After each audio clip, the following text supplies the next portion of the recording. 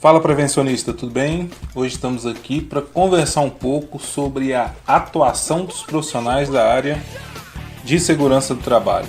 Como trabalhar na área de segurança do trabalho sem ser empregado. O mundo da segurança do trabalho ele é muito vasto. Existem N possibilidades de trabalho. Aproveito já nesse momento para agradecer você por estar assistindo, por ter confiado, de fazer esse curso com a gente. Isso é muito importante para o seu próprio crescimento pessoal. E voltando, o mundo da segurança do trabalho ele é fascinante. Possui excelentes possibilidades e mais variadas formas de trabalho possível. Então você pode trabalhar como empregado em vários tipos de empresa, por exemplo, metalúrgica, indústria farmacêutica e outras totalmente diferentes, como indústria de logística, hospitais, construção civil, construção de barragens, construção de asfaltos, etc. Então você tem N possibilidade de trabalho nos mais variados tipos de posto de trabalho possível, desde um ambiente de trabalho mais rústico, como é a construção civil, há um ambiente de trabalho que não é tão rústico, mas que ainda assim tem muitos riscos, como é o ambiente hospitalar. Então, tirando ainda essas formas de trabalho com empregado, existem várias formas de trabalho sem ser empregado, que é o nosso foco aqui nesse vídeo de hoje. E a primeira forma que eu quero mostrar para você de trabalhar sem ser empregado é o concurso público. E a frase do William Douglas mostra muito bem o que é isso. Concurso público não se faz para passar, mas até passar. Então o profissional que resolve fazer um concurso público, ele tem que se dedicar bastante para conseguir chegar lá. Mas como tudo na vida, mesmo ser concursado tem as suas vantagens e as suas desvantagens. A vantagem, estabilidade, direito da previdência, salário todo mês, não importa se o país está em crise, se o país está em abundância, você, uma vez concursado, tem seu salário todo mês. Outra vantagem é você ter supervisão, do ponto de vista que você economiza seus neurônios. Você vai normalmente fazer um trabalho mais fácil, você vai só executar ordens. E isso normalmente é mais fácil do que você empreender e ter que lidar com várias decisões gerenciais que podem culminar com sucesso ou fracasso do seu negócio. E claro, existe a desvantagem, estabilidade. Mesmo ponto que é uma vantagem, é uma desvantagem, porque quando a pessoa é estável, ela tende a ficar acomodada, ela tende a estudar menos, ela tende a participar menos de encontros profissionais, porque ela já está garantida, ela já tem estabilidade, já tem um salário, etc. Outra desvantagem é a falta de reconhecimento.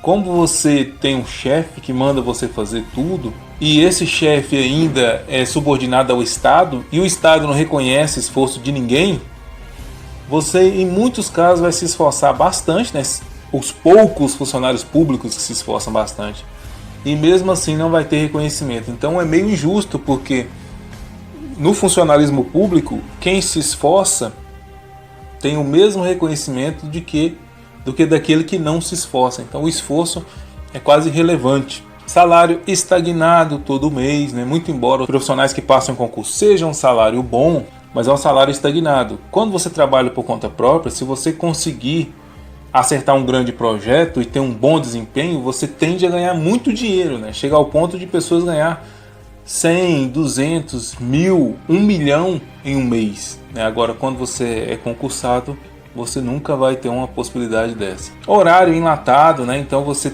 em muitos casos, tem menos possibilidade de viagem. Mesmo quando aparece uma promoção, uma companhia aérea para você visitar, por exemplo, as praias do Nordeste. Mas, como você é concursado, você não tem esse luxo de poder sair a hora que você quiser, de poder tirar férias a hora que você quiser. Outra desvantagem é a concorrência, porque para passar em concurso público é muito difícil, Então é uma grande desvantagem a concorrência. Como passar em concurso público, meu filho? É fazer um planejamento. O Alexandre Sabino, que é um auditor fiscal do Ministério do Trabalho, famoso, ele até tem um vídeo no canal dele onde ele mostra a programação que ele fez para passar em concurso público, que basicamente é o seguinte: Segunda-feira eu vou estudar isso, isso e isso. Terça eu vou estudar isso, isso e isso. Quarta eu vou estudar isso, isso e isso. Sexta eu vou estudar isso, isso e isso. Sábado eu vou estudar isso, isso e isso. Domingo eu vou folgar. Então assim ele fez a estratégia de estudo dele, priorizando com uma maior quantidade de horas aquelas matérias que mais têm peso na prova do currículo, e assim ele passou para auditor fiscal do Ministério do Trabalho, que é uma prova dificílima, né, mas com planejamento e com execução, né, porque muita gente planeja e nunca executa. Com planejamento e execução dá para chegar lá. Então o pré-requisito é muito estudo, meu filho, muito estudo. Como eu disse, né, ter um horário de estudo previamente definido e muito sangue frio na hora da prova. Assessorias e consultorias também é uma possibilidade bacana de trabalho. Vale lembrar que, embora o mercado trate assessoria e consultoria da mesma forma, na prática elas não são. A assessoria é alguém que vai assessorar alguém, vai pegar na mão, vai falar, olha, é assim que se faz. Consultoria é alguém que vai consultar, alguém que você vai consultar, que vai repassar informações, vai dizer, olha, você tem que fazer assim, assim, assado, vai lá e faz. Então, a grosso modo, uma assessoria, ela seria diferente de uma consultoria, mas a gente vê no mercado que as empresas acabam colocando tudo isso no mesmo balaio. Então, pré-requisitos para uma consultoria de sucesso: definir segmento, ou seja, quais aqueles segmentos que você pode atuar. Aí na sua região, o que tem que você pode trabalhar? Outra pergunta: tem capital de giro, ou seja, você tem grana para começar? É loucura o que muitas pessoas fazem, sai do emprego e às vezes não tem fluxo de caixa nenhum, fala, vou abrir minha empresa. Não é assim que a banda toca. Uma consultoria, para ela passar a ser sustentável, em muitos casos demora até mais de um ano. Claro, depende do mercado, depende da forma como você trabalha, etc, etc, etc. Ser empreendedor, né? Ou seja, empreendedor é aquele que empreende, aquele que não tem medo de novidades, aquele que não tem medo de desafios. Ser bom de relacionamentos. A pessoa que abre uma assessoria ou consultoria tem que saber lidar com gente, tem que correr atrás de gente, tem que fechar vendas, tem que saber vender, né? Tem que saber se comunicar, tem que saber estruturar a sua mensagem para que o outro lado receba aquela mensagem e fale, realmente esse cara tem razão. Vamos supor que você quer vender a elaboração de um LTCAT. O cara do outro lado tem que ver os seus argumentos e falar, realmente esse cara tem razão. E muitas vezes esse argumento vai muito além de apenas citar a legislação. Em muitos casos dá para você embasar a necessidade do seu trabalho através de custo. Ou seja, se a empresa não fizer esse LTCAT, quanto que ela vai perder ou quanto ela está perdendo? Itens a observar. É mentira que todo consultor ganha mais do que empregado. Isso é mito. Tem muito consultor que ganha muito menos do que empregado. Tem muito consultor que adoraria até conseguir um trabalho como empregado. Porque em muitos casos, quando é tempo de crise, a consultoria vende pouco e o consultor fica louco da vida. E agora, como é que eu vou manter meu padrão de vida? Como é que eu vou manter escola particular para meus filhos, o plano de saúde, etc. Existem consultores que ganham muito bem, existem consultores que ganham muito mal. Você tem que observar o potencial da sua região, ou seja, que tipo de trabalho você pode oferecer na sua região.